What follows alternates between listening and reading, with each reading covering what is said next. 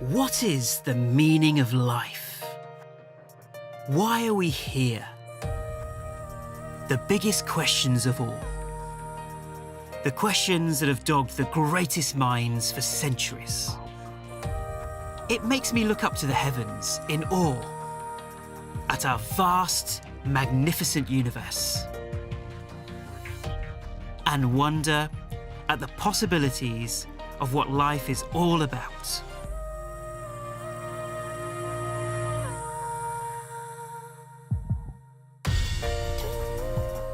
Join me on a journey to understand more about who we are, why we're here, and to discover more happiness, meaning, and purpose.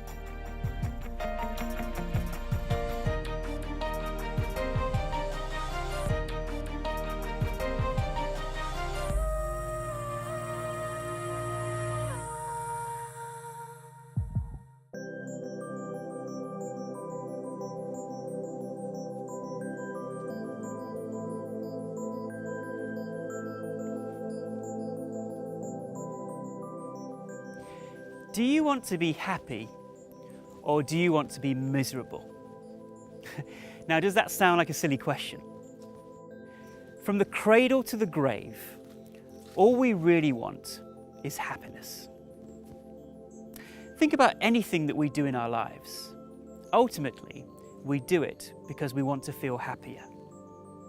That is one of the values that we all share as human beings. But the mind imagines that we must try and get happiness from outside ourselves. We imagine that happiness is in the people and situations around us. We find external crutches to fill the gaping hole that we feel inside us. In my life, I've observed at how clever my mind is. It tries to convince me that I'll only be happy when I have such and such in my life. And until I have it, I'll be unhappy. I'll only be happy when I get that job. I'll only be happy when I get that promotion. I'll only be happy when I get that car. But then once I've got that car, I want the next one. I'll only be happy when my business takes off. I'll only be happy when I find the partner of my dreams that solves all my issues. But then I'll only be happy when they behave the way that I want them to. This is just the mind's fanciful imagination. It's fantasies. It keeps fantasizing about the next thing that will bring some happiness and some joy. Almost like a marketing message, convincing us of where to find the next bit of pleasure. And we seem to buy into those marketing messages all the time. Where is this happiness that we keep chasing? Is happiness physically in the car? Is the happiness in the handbag? If happiness was in the handbag or in that car, everyone would get the same amount of happiness from that object. But not everyone likes the same object. People and objects don't contain happiness. They just happen to fill some feeling of lack within us. Now, what do I mean by that? How does that work? Well, the first step is that we create a desire.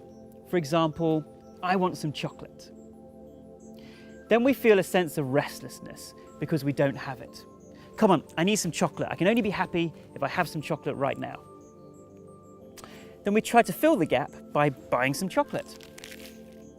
Now, once we've eaten the chocolate, the desire disappears from the mind, and the mind becomes calm again. But was it the chocolate that gave us happiness? Well, not really. It was the extinguishing of the desire that gave us happiness. The chocolate just happened to be the thing that triggered the extinguishing of the desire, or the letting go of the desire. So all happiness, by definition, comes from within us. Once we've got rid of the agitations of the mind, when the mind goes back to its natural, quiet state. This happens when we let go of our agitations and we become naturally happy. Now, this isn't just a minor issue. This is huge. This means that we can be naturally happy and feel happier if we're able to reduce the strength of our desires and resistances.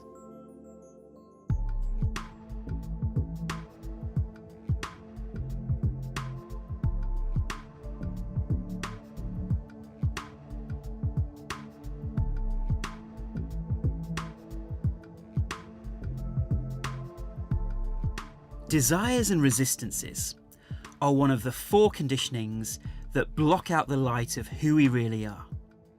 Not only do we want to reduce the strength of our desires, but also the number of strong desires and attachments that we have. To help us understand this, one of my great teachers invented the happiness equation. The numerator is the number of desires fulfilled, and the denominator is the total number of desires that we have. So our happiness is essentially like a fraction of 1, where 1 is the level of happiness that we have where all our desires are fulfilled. And 0 is no happiness, where none of our desires are fulfilled. If we have 10 desires, but only 5 desires are fulfilled, then our happiness is a half, or 50% of the potential. So if we have lots of desires and only a few are fulfilled, then our happiness is very low. But if we have few total desires in the denominator, then our overall level of happiness is high.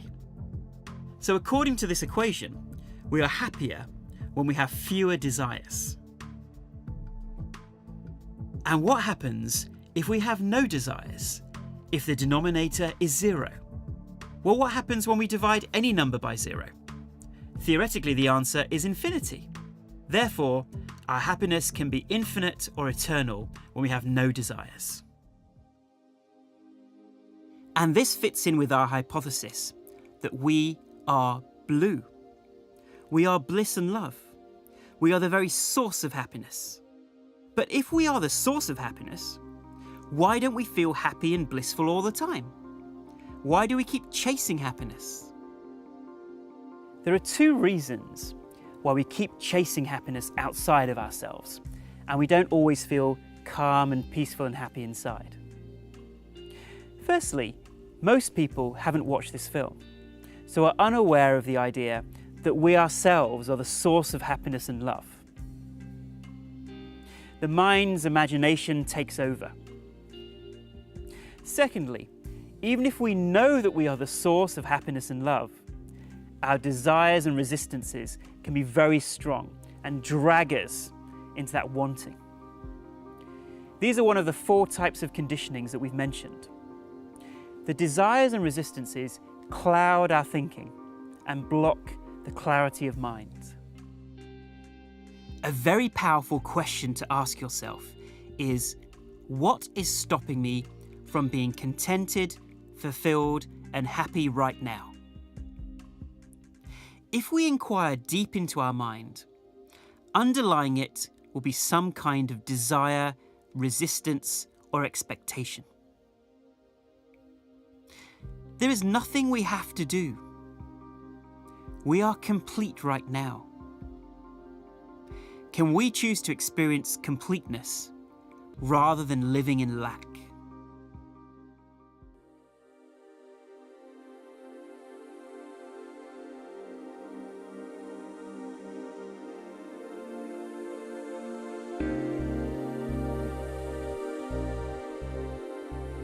Now, our question might be, what's wrong with having a desire?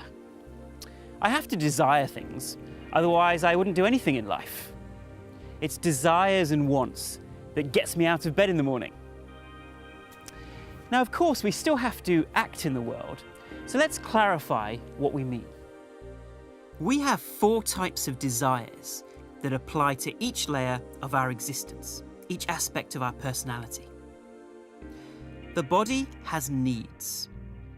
These are things that we would see as essential, such as food, shelter, etc. The bodily necessities of life. The mind has desires. Desires are things that are not essential to life, but the mind gets pleasure from them. For example, that new car, that new dress, a big bank account. They give us some temporary happiness. The intellect has goals. Hopefully, good, inspiring goals, those that bring about a long-term benefit in ourselves or others. This can provide positive motivation in life rather than just a short-term desire being met. And finally, our spiritual personality. It doesn't really want anything. It already knows that we are complete. It just chooses to express that completeness through love, for the sheer joy of it. If the desires in the mind layer become strong, if the mind's imagination is very powerful and imagines some happiness in the future, then our emotional personality can take over our lives. It can hijack the other layers. But if we follow inspiring goals set up by our intellect, and we love those goals, then our minds and intellects can work together and become integrated, and they can make us productive and happy.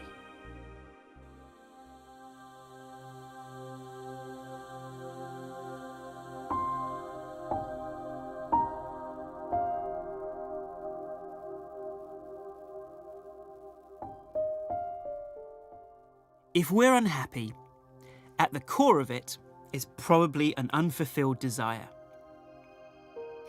Now, chasing happiness only pushes it away from us and gives us the experience of lack. Our senses have a limited capacity to enjoy things anyway. If you have a desire for chocolate, if you keep eating chocolate, how long is it before you start feeling sick? If we keep watching TV or movies, our eyes and our minds get drained and tired within a few hours. What about the bigger desires? Well, studies show that any material gain we have, for example, a new car, plastic surgery, winning the lottery, even a new relationship, the gains in happiness only last a few weeks or months. After that, we go back to our normal level of happiness. We keep chasing the next mirage, the next desire that might give us some temporary happiness or pleasure. Yet it is that agitation that pushes away the natural joy that we have within, that radiates from our spiritual layer. I think of all the stuff that I've consumed in my life. Great food, holidays, cars, gadgets. Have they really made me feel any happier than I was before? Not really. Now, that doesn't mean that we don't enjoy nice things in our lives. But can we enjoy the fruits of the world without being attached to them or expecting some great joy from them? Can we be happy now before we get the stuff?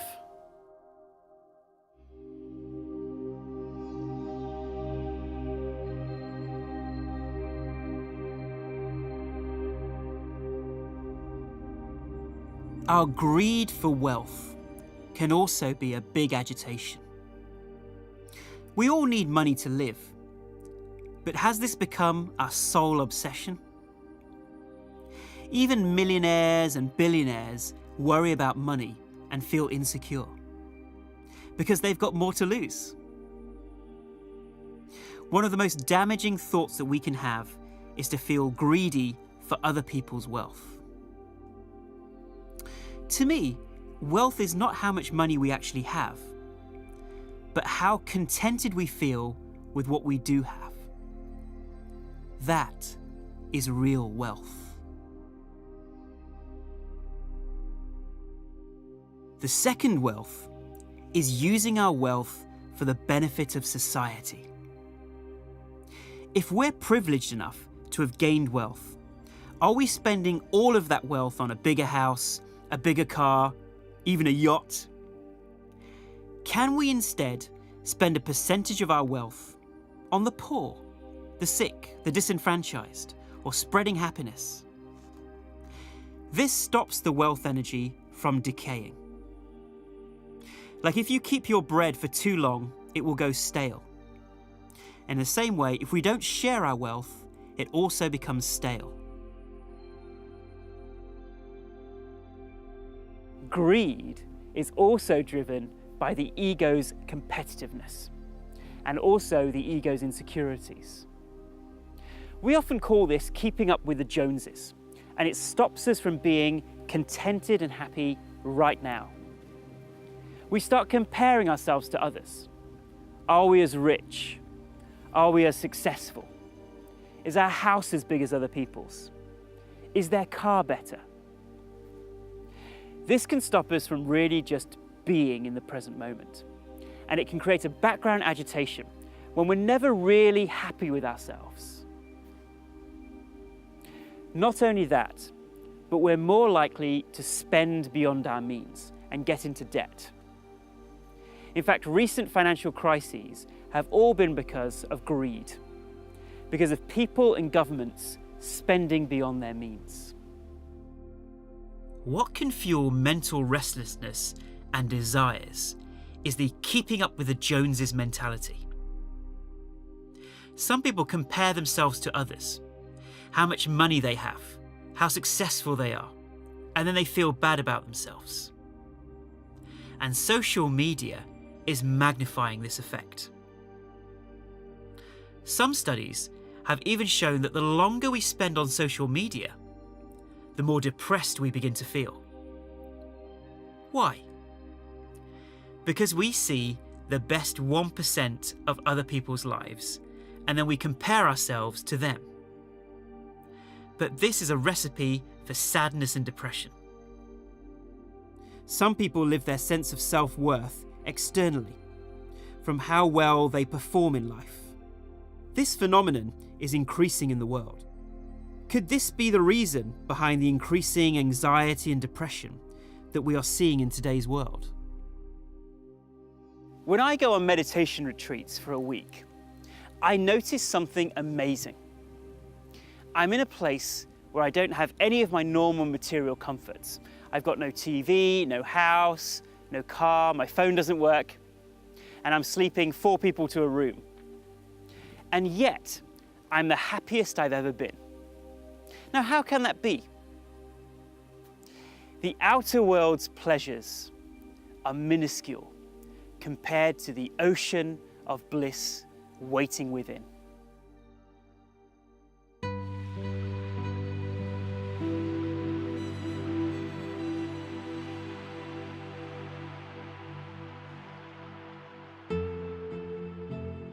If we look for happiness in relationships, we potentially set ourselves up for a fall. Because relationships often bring out our conditionings. They expose all our insecurities. Most of us say we want to find happiness with someone. We want to feel complete. But a relationship won't give us that, because that is not the purpose of our relationships. Then you may ask, well, what is the purpose of our relationships? Well, it's certainly not the purpose of relationships to find happiness. Surely, our worldwide divorce rate is testament to that. Instead, could the purpose of a relationship be to share our completeness, to give happiness, not to try and find happiness? Because anytime we try to look for something outside of ourselves, it doesn't last. Because it's always changing. If we become dependent, sooner or later, that person or that situation will change and we all feel upset. How do we go from living to loving? What is the difference between these two words? It's the second letter. When we are just living, just existing, we are obsessed by expressing the I, the ego.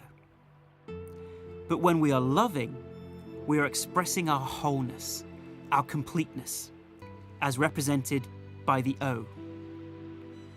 That is the secret of going from living to loving, from lack to abundance.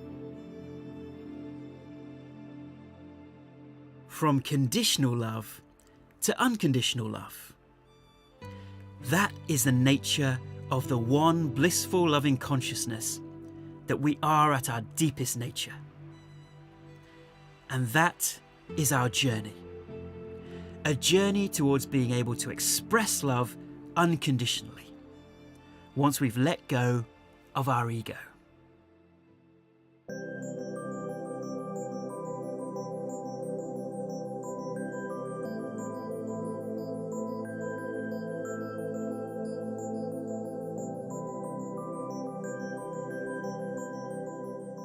Now, having mild desires is okay, but how do we reduce our strong attachments so that we can have more peace of mind, rather than having a mind in pieces? We can use our intellects to deeply self-inquire into the nature of the mind's desires. This then reduces our conditioning. Resisting the temptations of the mind, we are no longer swept along with the gushing tide of wants, but instead we choose a different path on the kayak to reduce our conditionings, to reduce our habits. Here are some ways we can inquire into the nature of our desires and resistances. We can realise that getting what we want is not going to give us some miraculous great happiness. And not getting what we want doesn't deserve great sorrow. We can see through the illusion of the mind's imaginations, let go, and realise that we can feel complete right now. Realising that it will only give us a bit of temporary happiness. We all want permanent happiness, but can we get permanent happiness from impermanent things? We can ask the question, do I really need this? Have I turned a want into a need? Rather than, oh, I must have this to be happy, can we turn desires into, I prefer this over that, but I'm not attached? The nature of the mind is to desire. So we can substitute lower desires for higher desires. Higher desires would be those things which uplift us and uphold the values of blue. For instance, we may desire to meditate regularly, or be in the company of like-minded seekers, or to seek the truth, or give the best service we can for our clients, or maybe engage in some service project or charity work, to be more helpful to our family, friends, or work colleagues. So our motivations can change. And when we keep our minds focused on higher goals, higher desires, then we become more centered in life. The 3S path of spiritual practices, self-knowledge and service is designed to purify the agitations of our minds. And generally people find a natural sense of contentment increasing over time as they practice these tools. Now, you don't have to do all the tools to gain this contentment. Just whatever works to help bring you back to blue. Peace of mind is an incredible wealth. Now, of course, all of this is easy in theory, but it's all about how we practice this in our daily lives and make it practical. How do we make things like this practical? Well, there are 3 types of data: information, knowledge, and wisdom. Information is just reading a book, or say watching this film. Knowledge actually occurs when we deeply self-inquire about how this information actually applies to us. And wisdom is when we have the self-awareness to actually practice the knowledge in daily life and make it real. Here is a practical tool that can help us let go of our strong desires and resistances, to help bring our minds back into the present moment. Let's do this together now by closing our eyes. Now, with each of these short techniques, awareness is key. We can become more aware of our minds and its agitations. So let's think of anything that's bothering us in life right now. Many times behind our mind's agitation is a strong desire, resistance, or attachment to something. We want something to go a certain way, or somebody to be a certain way. We have an expectation or are attached to a particular outcome. Let's smile at our dear beloved minds.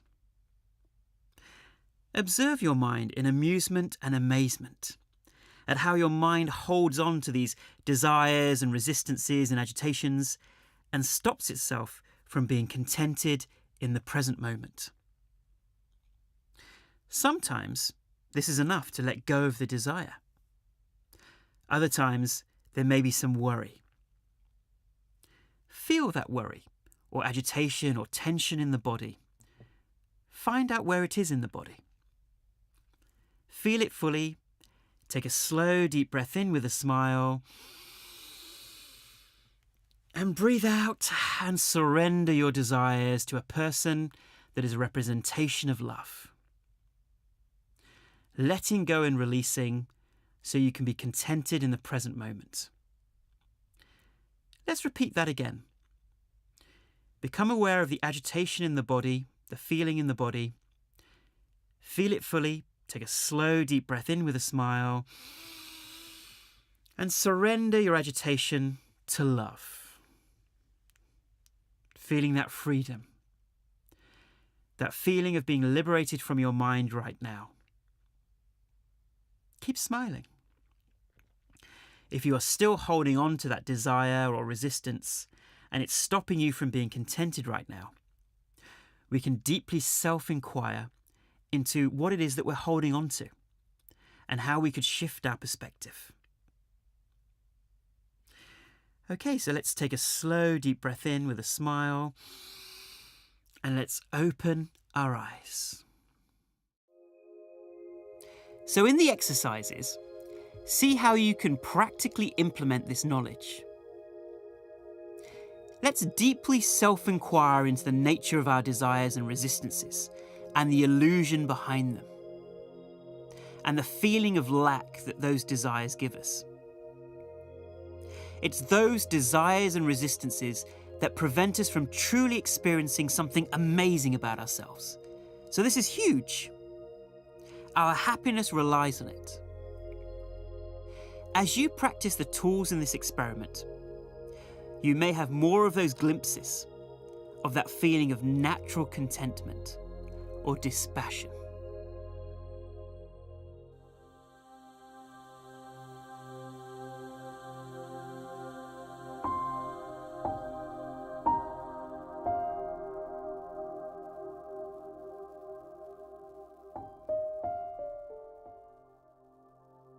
Now, reducing our desires and being more dispassionate doesn't mean that we lack passion in life. Of course not. In fact, it has the opposite effect. I have met some of the most dynamic people ever who are so centered because they waste less energy worrying, and so their minds are more efficient. They can devote 100% of their energy to dynamic action. And those people are also the most compassionate because they have let go of the me, me, me mindset. They've let go of their strong personal desires. So dispassion holds on to passion and creates compassion. All three go together. So how does dispassion make us more compassionate?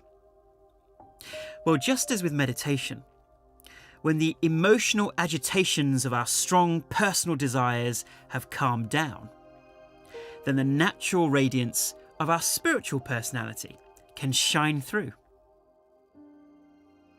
The blue consciousness simply chooses to express love through the other layers.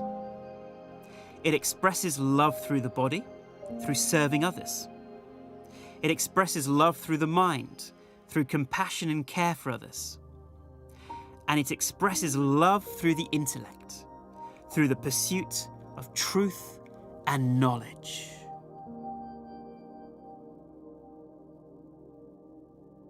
Now, dispassion actually means we enjoy life more, not less.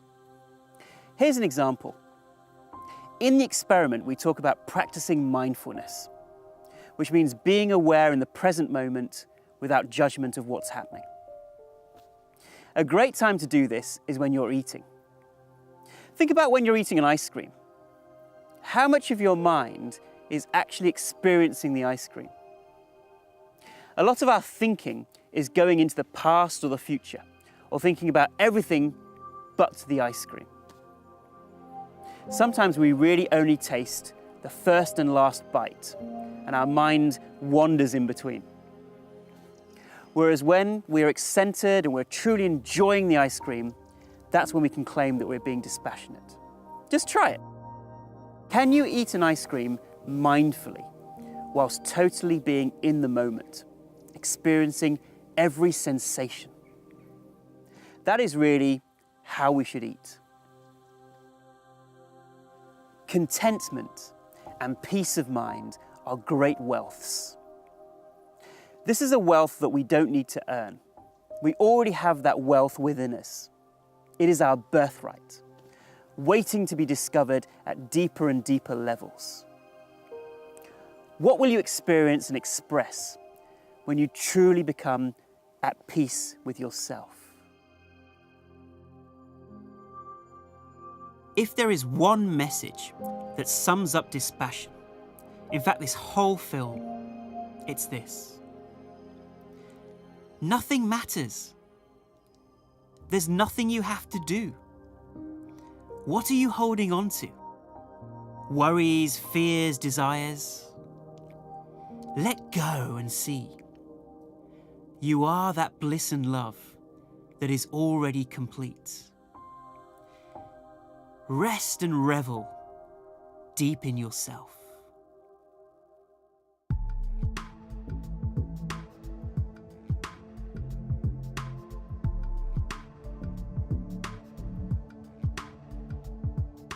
So in summary, we all want happiness.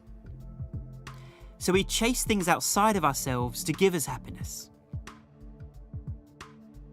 But we are the very source of happiness.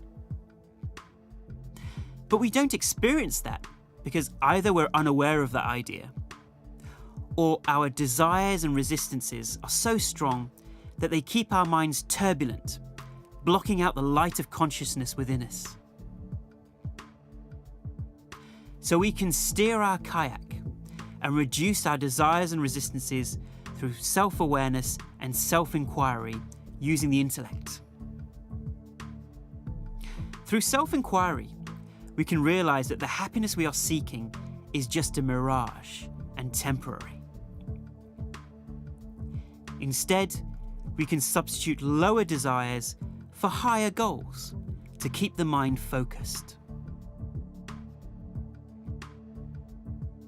We can elevate our strong desires to mere preferences and just accept whatever comes up.